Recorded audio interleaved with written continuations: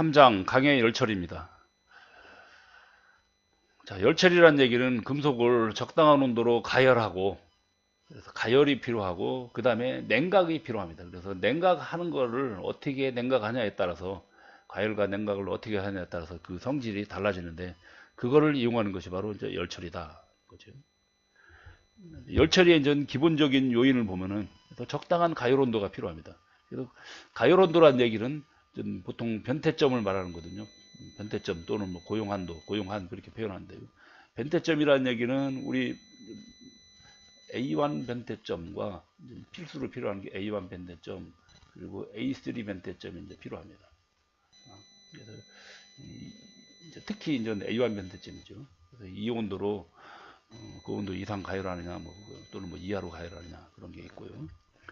그래서 가열 속도도 역시 빨리 가열하는 방법이 있고 서서히 가열하는 방법인데, 그 다음에 온도 범위도 냉각을 할 때거든요. 냉각을 할 때 적당한 온도 범위가 있는데 이제 임계 구역이라는 게 있고 위험 구역이라는 게 있습니다.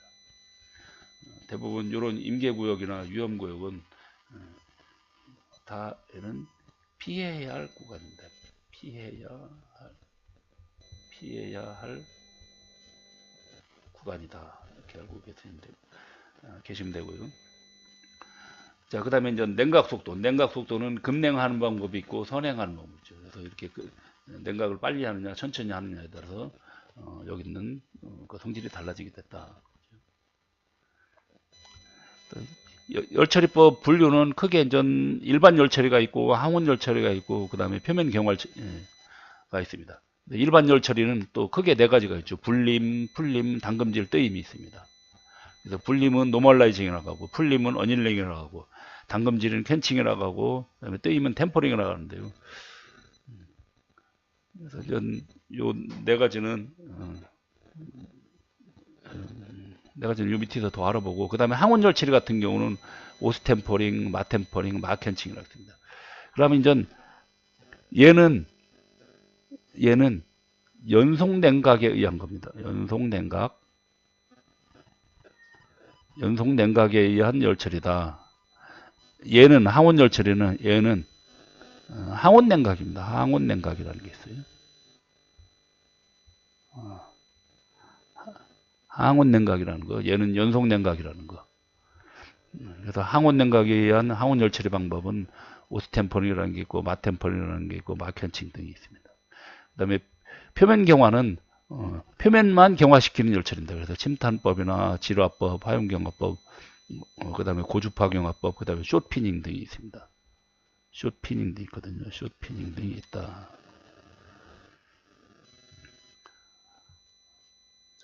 그러면 담금질부터 보겠습니다. 자, 담금질 같은 경우는 강의 경도나 강도를 높이기 위해서, 그래서 강을 오스테나이트 조직이 될 때까지 가열합니다. 그래서 보통 A1에서 A3 변태점보다 아까 여기 변태점 얘기가 있었죠. A1하고 A3가 있었는데 그거보다 30에서 50도 정도 높은 온도로 가열한 다음에, 그리고 물이나 기름에다가 급냉을 하는 겁니다. 급냉을 하면 기지 조직이 마르텐사이트가 또는 뭐 마텐자이트가 변태가 생기는 거다 거죠. 보통 이렇게 이제 냉각 속도에 따라서 기본적인 조직이 오스타나이트에서 마르텐사이트로 가느냐, 트루사이트로 가느냐, 이렇게 소로바이트로 가느냐가 그런 식이 됩니다.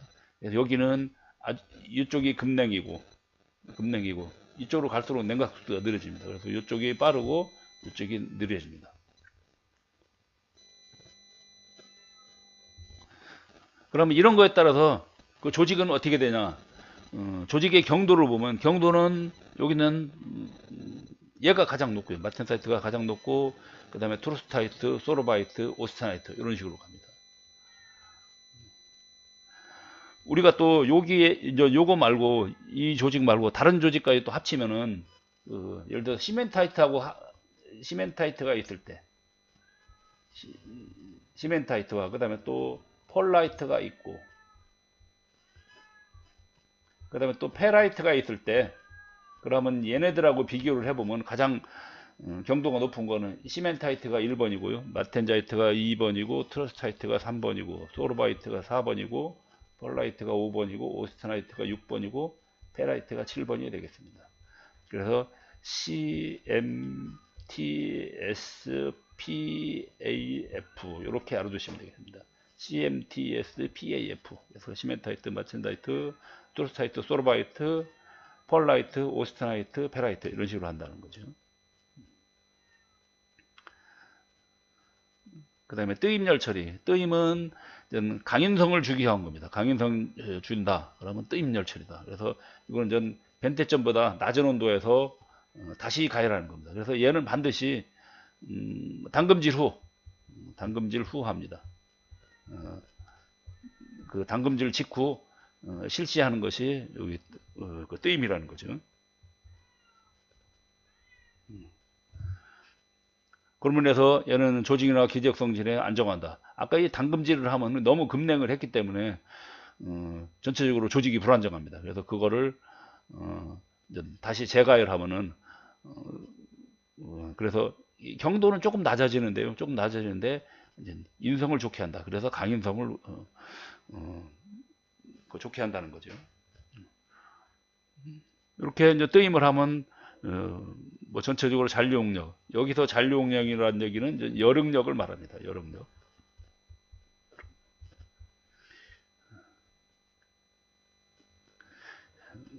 그 여력력을 감소시키고 그러므로 해서 탄성 한계나 항복 강도가 상당히 좋아진다는 거죠. 그 다음에 풀림 같은 경우는 A1, A3 벤테점보다 30에서 50도 높은 온도로 가열하고 그러면 가열하는 거 보면요, 요 위에 마텐자이트하고 보면 비슷하지요. 거의 똑같습니다. 그러니까 가열하고 단지 냉각을 여기서는 서서히 냉각시키는 겁니다. 그래서 보통 뭐 노나 또는 재 속에서 이렇게 서서히 냉각을 하는데요. 그래서 일반적으로 노냉을 한다 그러죠. 노냉. 그래서 노냉 또는 뭐 선냉 그렇게 표현합니다. 그러면 그 전체적으로 저 강도가 아주 떨어지는데 그리고 이제 연화 작업이라고 한다. 이런 풀림 종류도 완전 풀림이라는 게 있어요. 그래서 강을 완전히 연하게 하는 거다. 그러면서 기계 가공성을 좀 좋게 하는 거고, 그 다음에 응력 제거 풀림인데요. 보통 이제 저는 뭐 기계 가공하고 난 다음에 기계 가공을 하면 열응력을 많이 받는데 그때 내부 응력을 제거하는 것이 응력 제거 풀림입니다. 그 다음에 구상화 풀림인데요. 구상화 풀림은 이건 전 고탄소광에서 사용하는 겁니다. 아마 그 지난 시간에 고탄소광에서 그 얘기를 했을 겁니다. 시멘타이트를 구상화하는 거, 시멘타이트 구상화가 바로 이 구상화 풀림 열 처리가 되겠습니다.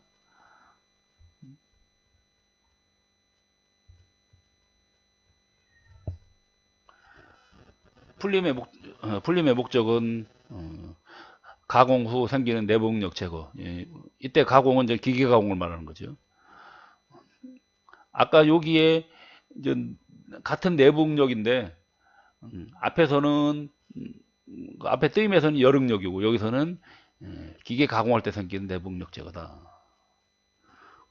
그러면 해서 재료는 연화되고 뭐 재료 연화 계속되고 그리고 금속 조직이 균일화되고 미세화된다. 그 다음에 저는 불림 처리가 있습니다. 불림 같은 경우는 A1에서 ACM 변태점인데요. ACM 하면은 이제 보통 우리 상태도에서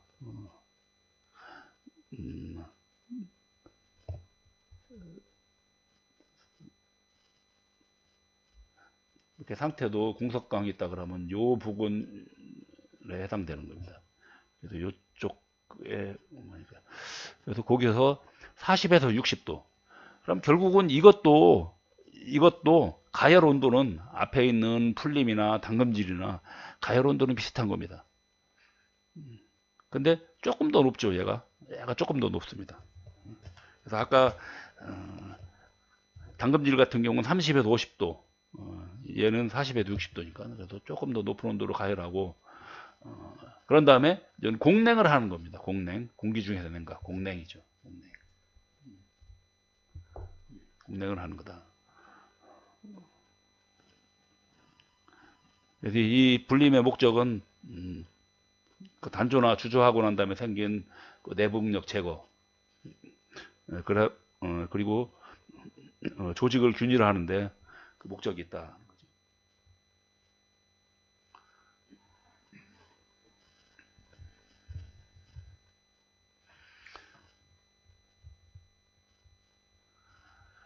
그러면 이것까지를 조금 더 간단히 한번 정리를 해보면요, 이렇게 할 수가 있습니다. 한번 제가 잠깐 지우고,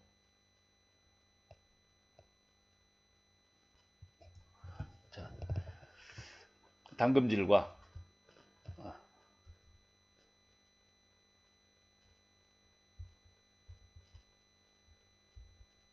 당금질은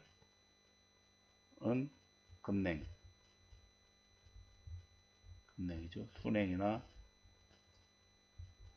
윤냉을 말하는 거.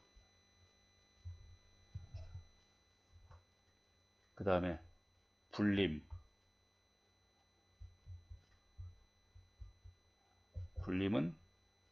얘는 공냉에 해당되는 거죠. 공냉.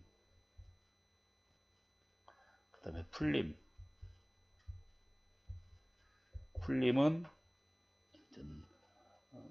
노냉에 해당되죠. 노냉. 그래서 이렇게 냉각 방법에 따라서 불리는 명칭이 이렇게 달라진다는 거죠. 그리고 당금질 후에는 반드시 해야 되는 것이 이제 뜨임이라는 거죠. 뜨임을 한다. 이런 열 처리를 알기 위해서는 필요한 것이 그 CCT라는 게 있고 CCT 곡선이라는 게 있고 그 TTT라는 게 있습니다. 그래서 CCT 같은 경우는 고온에서 연속적으로 이렇게 냉각하는 방법이다. 그래서 그 다음에 TTT 같은 경우는 고온에서 어떤 임의 온도에서 일정 시간 정지하는 거다. 그래서 요거 같은 경우는 그 CCT 처리는 바로 이런 거고, 그 다음에 요 TTT가 그 아까 항온 열 처리 방법에 해당된다. 자, 그 다음에 여섯 번째 이제 심냉 처리가 있습니다. 심냉 처리는 당금질을 한 강을 이걸 다시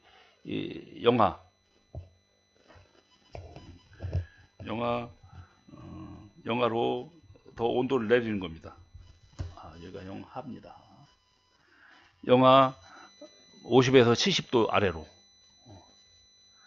그렇게 해서 더 냉각을 하는 건데, 이제 이렇게 하는 목적은 당금질을 하고 나면 여기 있는 이렇게 오스테나이트가 마텐자이트로 변태를 해야 되는데요. 이때 변태하지 못한 오스테나이트를 보고 잔류 오스테나이트라고 합니다. 이런 잔류 오스테나이트가 많이 있습니다. 이거를 도로 다시 변태를 시키기 위한 방법이 바로 이렇게 심냉 처리입니다. 그래서 심냉 처리를 하게 되면 여기 있는 잔류 오스테나이트가 마텐자이트로 변태가 된다. 심냉 처리하고 나면 또 반드시 이것도 역시 결국은 뭐 여기 있는 당금질의 연속이라고 보면 돼요. 그래서 여기까지는 결국은 당금질인 셈이기 때문에 그래서 반드시 땜을 해야 된다는 거죠. 그래서 이거를 냉각 곡선을 그려보면 이렇게 그려집니다. 냉각 곡선을 그려보면은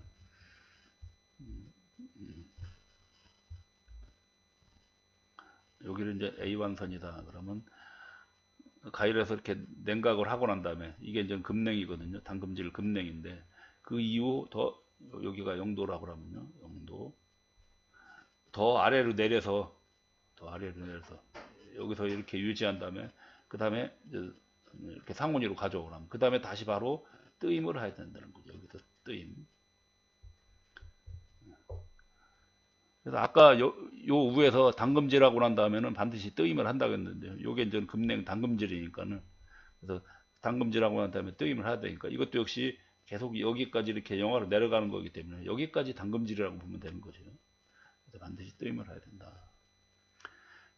그래서 이런 심냉 처리를 하려면 또 이제 필요한 것이 심냉 처리용 냉각제가 있습니다. 이것도 아주 중요합니다. 그래서 얼음 소금이나 얼음. 요거는 온도가 그렇게 많이 안 내려가요. 그 다음에 두 번째, 요거 있죠. 드라이 아이스. 드라이 아이스, 우리 저 아이스크림 살 때 주는 거예요. 얘는 한 영하 70도, 80도까지 내려갑니다. 그 다음에 액체 산도나 액체 질소. 이거는 뭐 영하 한 190도까지 내려갑니다. 얘는 한 영하 190도, 얘는 영하 한 8, 90도 정도. 얘는 그렇게 많이 내려가질 않아요.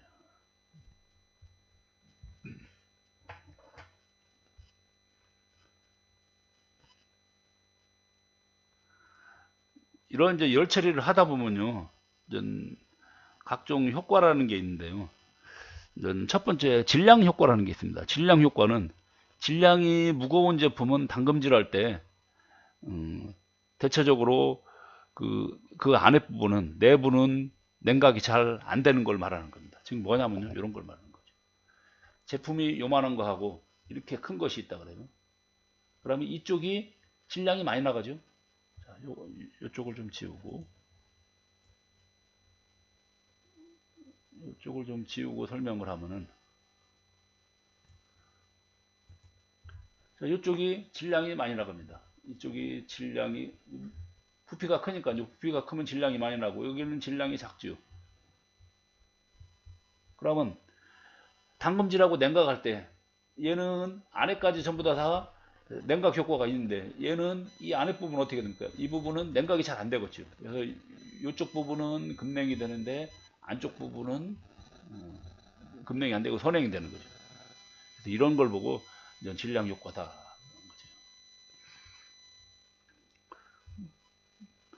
그래서 이런 요 질량 효과를 줄이려고 그러면 전 합금원소가 들어가면은, 합금원소가 첨가되면은, 합금원소 첨가된다.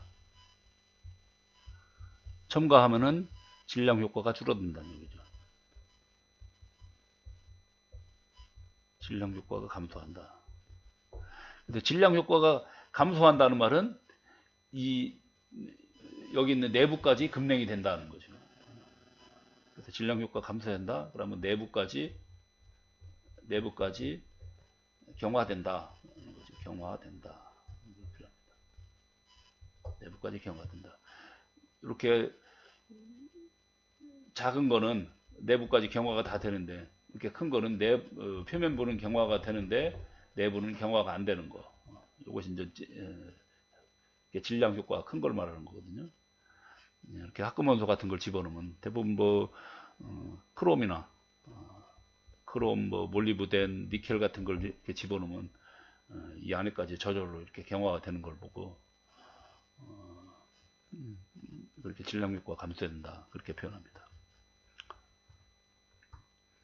그 다음에는 전 형상 효과라는 게 있습니다. 제품의 생긴 모양이나 위치에 따라서 냉각 속도가 달라지는데요. 그래서 형상 효과 하면 또 이런 그림이 있습니다. 이거 좀 잠깐 지우고요.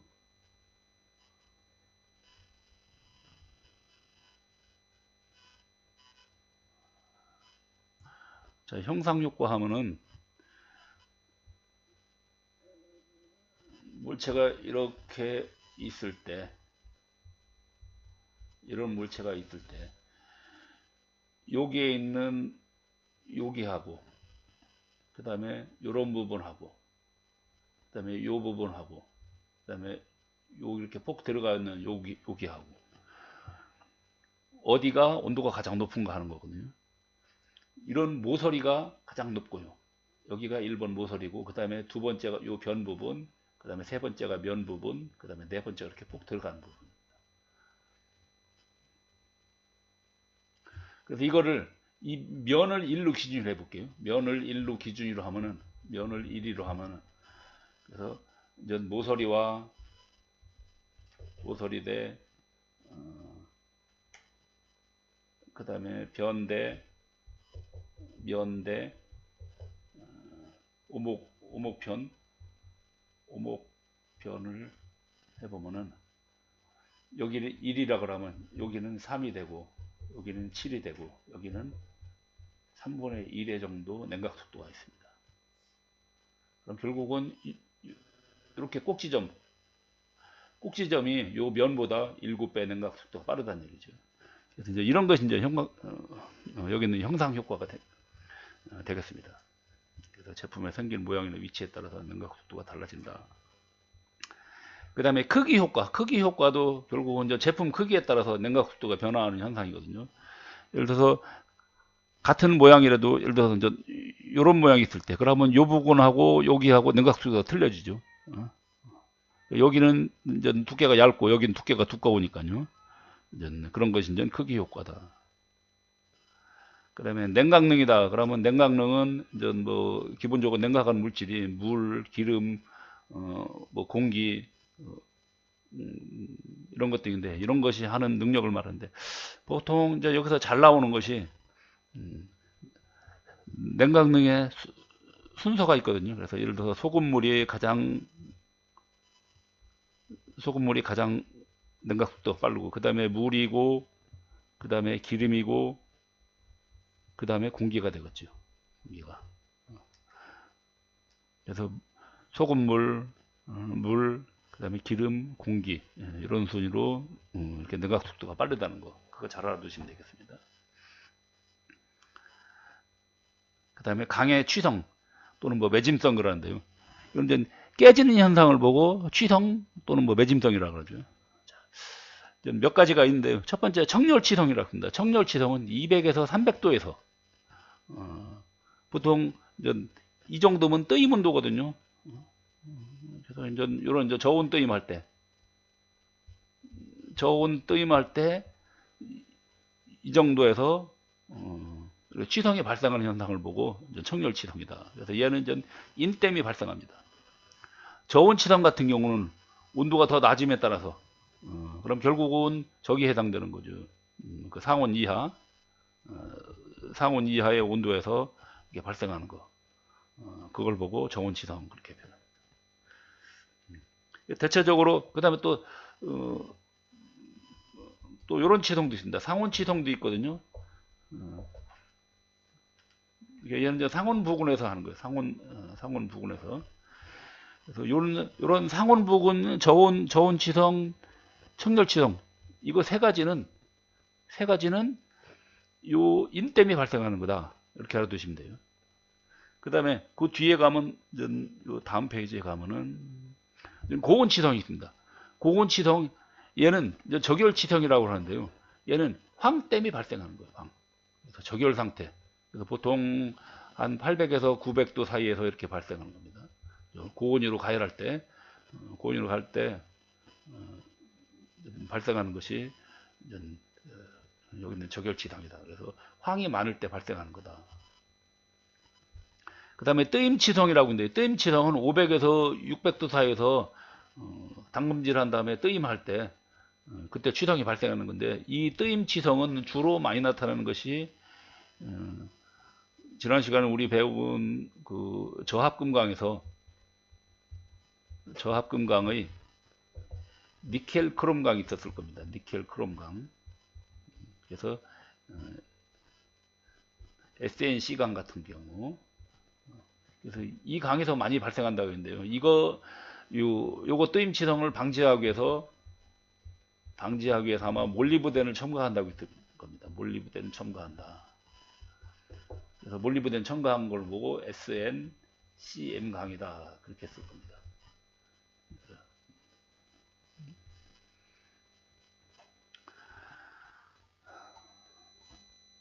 자, 그 다음에 표면경화 열처리입니다. 표면경화 열처리는 금속의 표면부만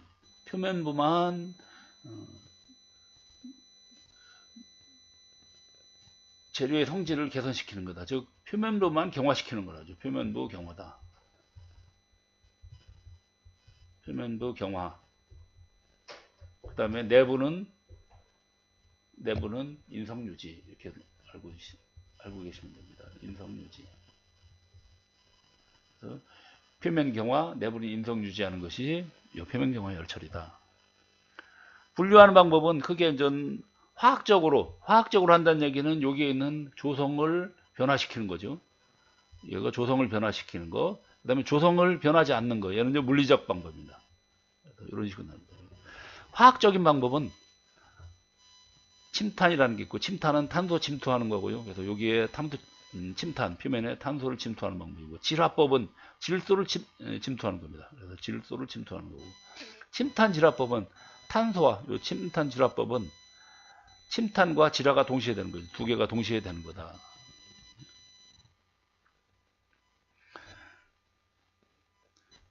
보통 침탄법을 하면 얘는 반드시 열 처리를 해야 됩니다. 얘는 침탄법을 하면 1차, 2차 열 처리, 1차, 2차 담금질하고 담금질 등을 해야 되는데, 이 질화법은 별도 열 처리가 필요 없다. 열 처리를 하지 않는다는 거죠. 열 처리를 하지 않는다고 아마 지난 시간에 했을 겁니다.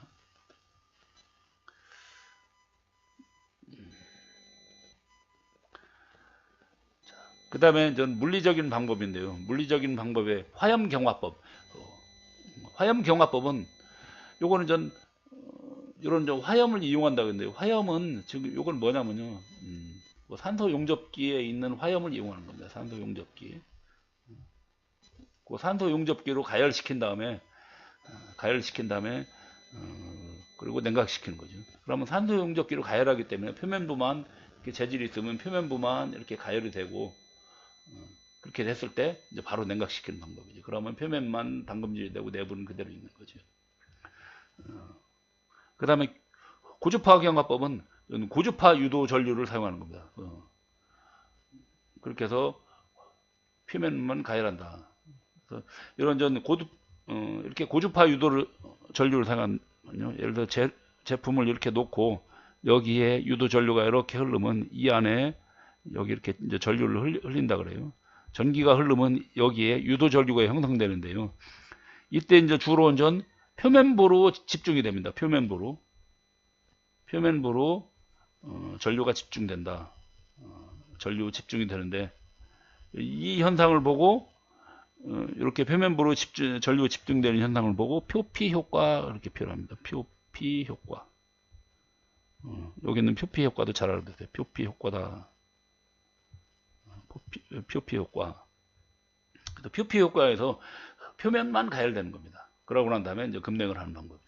얘는 아주 빠른 시간에 가열됩니다. 그래서 얘는 가열해서 냉각하는 데까지 채 한 10초도 안 걸린다고 보면 돼요.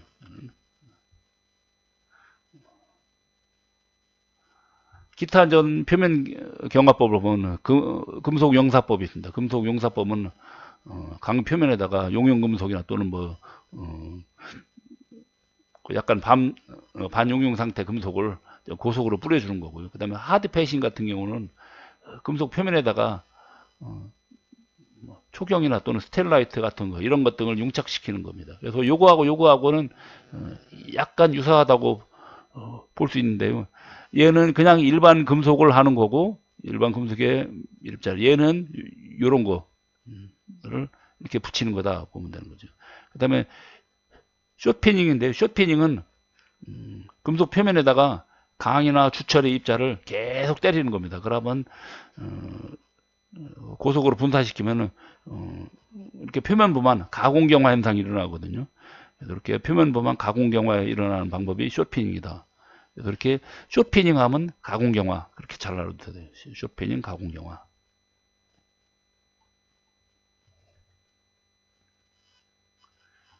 그 다음에 금속